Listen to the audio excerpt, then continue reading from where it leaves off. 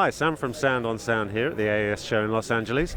I'm with Alan Sides, the owner of Ocean Way Studios. Hi, Alan. Once again, thank you. And under the Ocean Way audio brand, they're showing this very interesting ribbon microphone, the RM1-B. Tell us a bit about this. Well, it's sort of intriguing. A lot of ribbon microphones that we think of, generally, even though there's aspects about the character ribbon microphones that we like, they tend to be a bit quirky. I mean, most of the time we choose one, it's because we're looking for an artifact. This microphone is a bit more neutral. It has the positive characteristics of a ribbon microphone, but it sounds, in certain respects, more like a really great period U-47. It has, like, as a vocal mic, it's quite spectacular sounding. Extremely smooth response all the way out to 25 kilohertz. It does not roll off.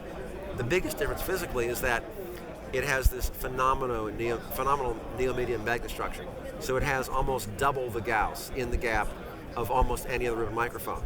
So it puts out significantly more level, greater sensitivity. And the other thing is the mechanical structure on the ribbon. Most of the existing ribbon microphones are based on earlier designs. This is a complete departure. Okay, tell us a little more about that. Well, you see, the problem is, like in the early RCA microphones and even the B&O ribbons, which is kind of what Royer is based on, the physical structure around the ribbon, especially the wavelengths, very high frequencies, has a dramatic effect on the sound. The premise was how to create the structure around the ribbon so that it didn't negatively affect the sound sonically. So we wanted something that sounded completely neutral, had no real character, just sounded natural. We also wanted something that had greater sensitivity, so this microphone, apart from having about 8 dB more level just because of the magnetic flux, it also has a discrete amplifier that's phantom powered, very fast, very wide bandwidth, and if you plug this in, it puts as much level out as a 47. So looking at it, I can see some very distinctive aspects to the design. Like the shape of the pole pieces in particular looks as though that's been quite important. It's a change. I mean, obviously, because the magnetic structure is so strong, if you put it near anything that's big, metal will pop right. It's a heavy microphone, but it took that to achieve the performance goals we had in mind. Okay, and it's presumably a figure 8 mic, like any classic ribbon, yeah. But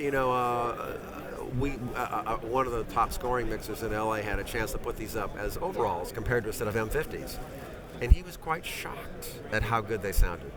And a lot of people who have been just amazed. Where you normally think of ribbon microphones for, well, I'm going to use it on horns, or I'm going to use it on this, or guitar amp, and then all of a sudden you put it overhead drums, and you put a couple of API cues on a +4 12-phase shelf, and you say, that's ridiculous. Sure, because normally with a ribbon mic you expect a gentle roll off from maybe 12, 15K up, but this goes flat to 25K. Yeah, and the thing is, it's not. But like the thing we like about ribbons is they're not sibilant, and it's not just it's the way that the ribbon responds, because compared to the condenser diaphragms, they tend to make S's sound very silky, not as harsh. Because I mean, a great microphone like 47, it almost exaggerates the S's. They get to be a little more unpleasant. In this thing, you get both worlds. You get smooth, silky highs that actually sound more like you're actually talking.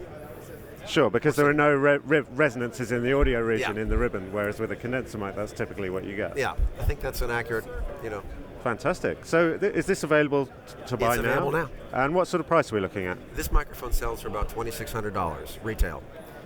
Fantastic. Okay, thank you so very much. Thanks very much, Alan. I appreciate it.